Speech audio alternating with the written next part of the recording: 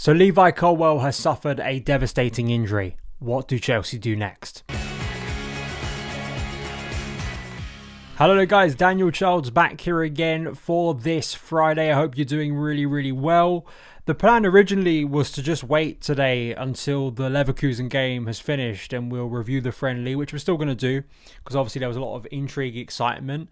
But that's slightly been dampened, soured by the news we got yesterday that we all feared, that Levi Colwill is out for a long period of time with an ACL injury that he's had to have surgery on. And in today's show, we're going to look at that, the impact for a player who I thought was going to go on to have a brilliant season, that loss. But then what do Chelsea do? What is the way they're supposed to react from this situation? Are they supposed to go into the market and sign a new centre-back, which is one route?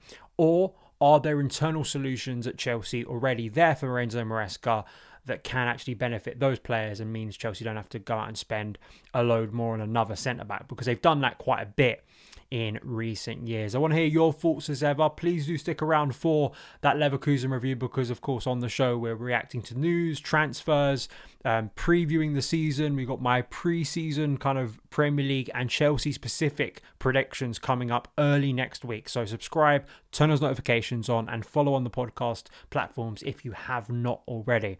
So this was the news, this club statement confirming that Levi underwent a successful surgery to an anterior cruciate ligament injury. The 22-year-old had reported back to Cobham for the start of pre-season training, but sustained an injury in training literally in the first session. It sounds like medical assessments confirmed surgery would be the required course of action. He will now begin his recovery and supported by the club's medical department at Cobham during his rehabilitation phase. Just devastating, really devastating. In some ways, it does feel a little bit like the mood and the feeling and optimism and projection for Chelsea's kind of high point this year, if they were to go really well, has slightly been altered. I think that is how big this injury potentially is to Chelsea. Levi had not just been a good defender for Chelsea, a good player for Chelsea. He had been a vital cog in Enzo Maresca's defence. The development of Levi from the closing run of last season into the final two games of the season, which were essential for Chelsea, and I'm talking about Forest and Rocklaw, and then on to the Club World Cup where he was outstanding once again, leading all the way to the final against PSG. He'd really started to mature and develop into that player, into that dominant defender we all kind of dreamed he could be when we got so excited watching him in the academy, then onto those loan spells at Huddersfield and Brighton, and then of course returning to Chelsea. And I thought last season was a real sign of his character, because I think he went through some very difficult spells where I think there were rightly questions on his ability, on his judgment, as a young defender. But to come through that and to really, broaden his shoulders, to feel more confident, as really a lot of Chelsea players have in recent months, it's just such a massive blow for the player, because I felt remaining fit, he would have been obviously a guaranteed starter. He would have been a player that 9 times out of 10 is starting a game for Chelsea and could develop further into not only one of the best Premier League young centre-backs and just centre-backs in general, but one of the best in Europe. And obviously that's going to be halted.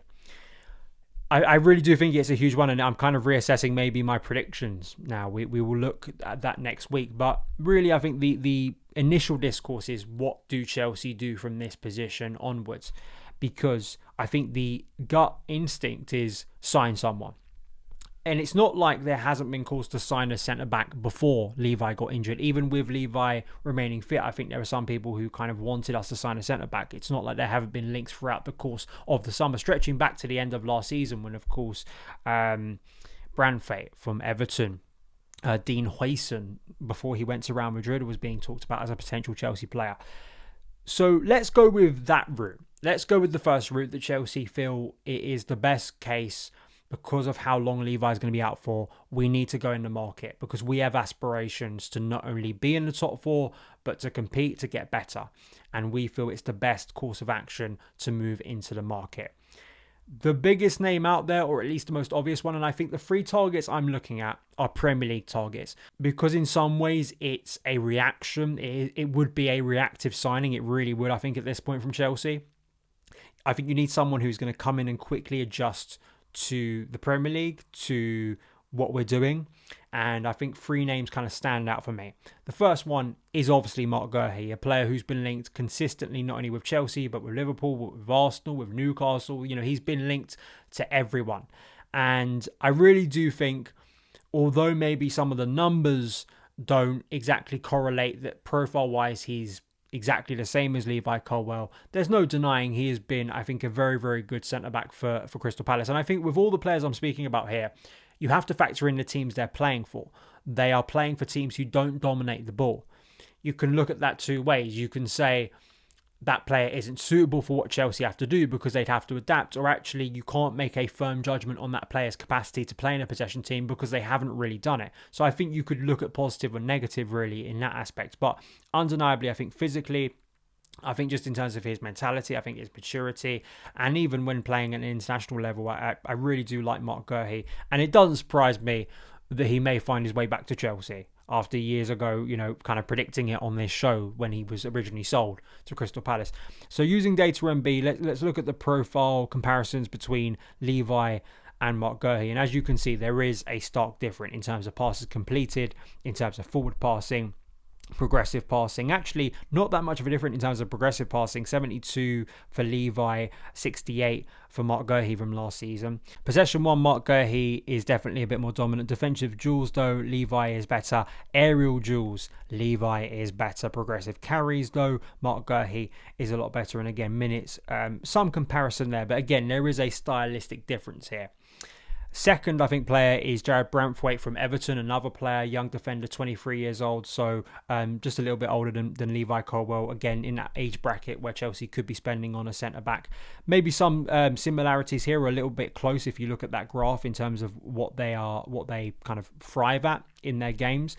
Progressive passes again, pass completed again, as you'd suspect, Levi dominant. Forward passing, again, Levi Colwill a lot better. Defensive duels, though, he comes out better, and aerial duels, he comes out better. So there is an aerial dominance to Jared Branthwaite that could be a real benefit to Chelsea if they were to try and sign him. Progressive carries too. Minutes are a little bit less than Levi Colwill last season. The final one is a player that was linked to Chelsea last summer, and that, of course, is Murillo from Nottingham Forest, a player who's coming off the back of a very, very good season, a year younger than Levi Colwill, and has done really well to adapt to the league, and I think has become one of its highly rated centre-backs. I really do think that, even though, of course, Forest tailed off in the closing weeks of the season. And looking at the comparison here, in terms of forward passing, I mean, again, it just shows you with Forest, they are such a defence, counter-attacking team. I mean, that just was the case under Nuno Espirito Santo last year, so you have to factor in with some of these metrics. I think they absolutely do contribute to some of these metrics. So again, isn't really maybe a whole defining aspect of this player in totality, how they could evolve if they moved to a team that was passing the ball a bit more. Progressive passes a little bit closer here, 69.6 to 72.3 for Levi Colwill. Defensive duels percentage, again, Levi higher on that sense. Aerial duels, actually, Levi comes out a bit better there. They are identical for progressive carries, 41.0, and again, similar numbers in terms of minutes played, how important they were. So there are the list of names. I think there are maybe others in the market, but I think if Chelsea were to move at this stage of the window, I think it would be one of those three. I think Marc Guéhi's kind of, because he's the most available, it feels like, with his Crystal Palace situation. So there's that. But there is a compelling argument that I've seen from a lot of people, and I probably am of this belief that I think Chelsea do have options to cover for Levi Colwill. They may not have a player as dominant as I think ready and kind of at that performance level that Levi is at. But then the risk you take with signing someone else is that they also don't bring that. What you have with your centre-back option, so you have Trevor Chalobah, who potentially, I think I back Trev to do most things, to be honest. I think he could absolutely fill a left centre-back role if required.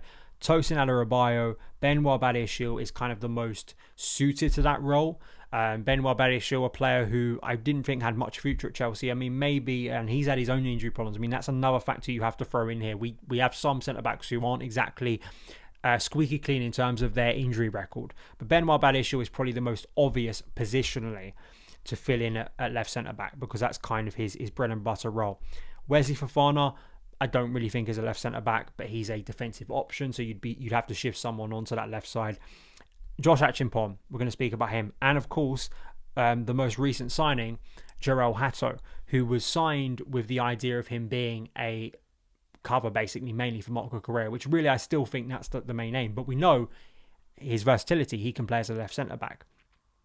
My feelings on this are, I think Trev, I wouldn't mind seeing him shift over. That then does mean, someone else is stepping up. I think my instinct right now is that Tosin and Chalobah start the season, because those are the two centre-backs who I think have been most trusted with senior minutes. I think they give you a nice blend. I think physically from set pieces, I think Tosin is better, and Trevor Chalobah's durability and reliability really to step up and give you a professional level performance. So I feel like that's my instinct for if the Palace game was literally this weekend and Levi got injured on the eve of it, I think that would be the centre-back pairing. However, I do like the idea of Josh Achimpong developing. I said this in my hot take show yesterday. I think Josh will develop into a senior level player this year. And I mean trusted. This maybe is a door opening. And in some ways it's the cruel thing about injuries, but you have to speak about it sometimes because of injuries, because of a transfer not going through, because of a transfer going through, for whatever reason. It's how, in some ways, Trevor Chalobah got his breakthrough. By coincidence, by a little bit of fortune. Not that he didn't earn it based on his performance level, but just it was just a great sort of scenario for him to earn that ability and opportunity under Tuchel, and then to take that opportunity.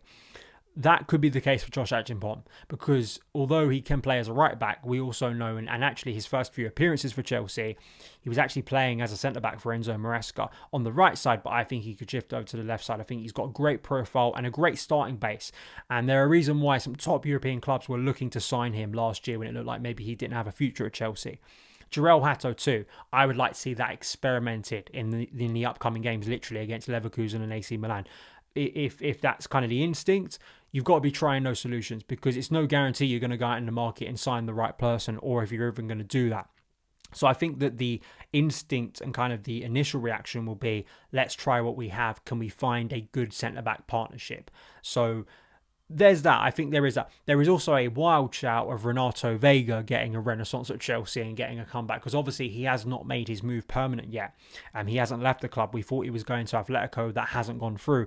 And this is a guy who the whole conflict with Chelsea was, I'm not going to get the centre-back minutes I require. A left centre-back minutes at Chelsea. I think maybe that is another alternative. I mean, you can't exactly rule it out until it happens. So maybe that could be, it's almost like, not officially, but kind of like a loan recall in some ways, maybe a sell recall. You think you're about to sell this guy. No, actually, we need you back here. And again, in some ways, you could argue these are makeshift solutions, but you never know what Hato could develop into. You definitely don't know how good Josh Achimpong could become. And then hopefully Colwill was able in the future to return and once again take that place. But it's a horrible situation. There's no easy answers about it. This is a huge player for Chelsea. This is someone who I think was developing into an incredible centre-back. Already was performing at a very impressive level. To think it's going to have no impact on your season and your planning is obviously foolish, and it's really frustrating because, and devastating for the player, I think devastating for, building what we have at the moment. But Chelsea have built a squad. They should have players who can step into that and hopefully take that opportunity. Before we do wrap up, we know Chelsea is stepping up their talks with Man United over Alejandro Garnacho. It seems pretty clear. And I have to say, it's not really that much of a shock, is it, that Garnacho and Chelsea apparently have agreed personal terms. Apparently, this is kind of the big thing for Garnacho. It's Chelsea or nothing, apparently, which is a bit of a dangerous situation if you're Garnacho, because if Chelsea and United can't agree a fee, maybe you're left in quite a dismal situation. Kind of a Ben Chilwell situation where you have to effectively wait half a season until you get any senior level football, which is not great. But I still am firmly of the belief I think this deal is going to happen. It's about the compromise. I really hope Chelsea are able to capitalise on the fact that Garnacho is just persona non grata at Old Trafford. And I think that counts for something in negotiations in a negative sense for Man United. I've seen, and we've talked about this before with certain deals, that apparently 50 million and they want to sort of go with what Madueke went for. In some ways, from a performance level, maybe you could argue that, right? But in terms of what they are treated like inside their clubs, very, very different.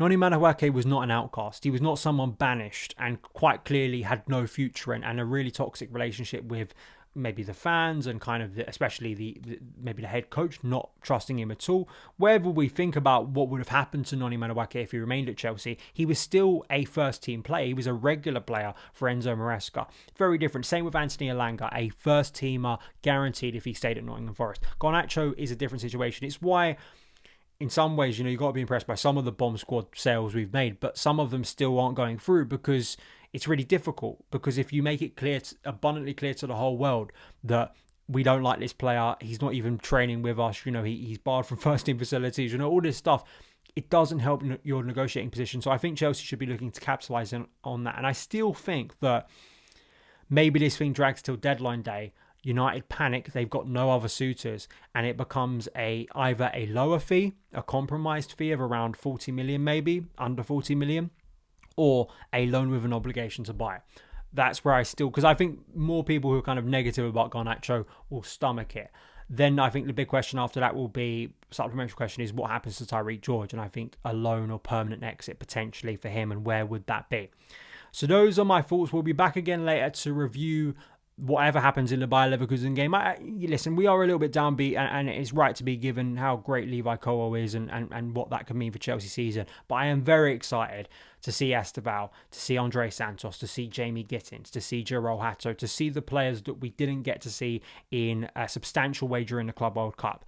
And just back at the bridge, some football and showing us that we're not that far away from the Premier League kicking off. So subscribe, see you a little bit later, and all the best.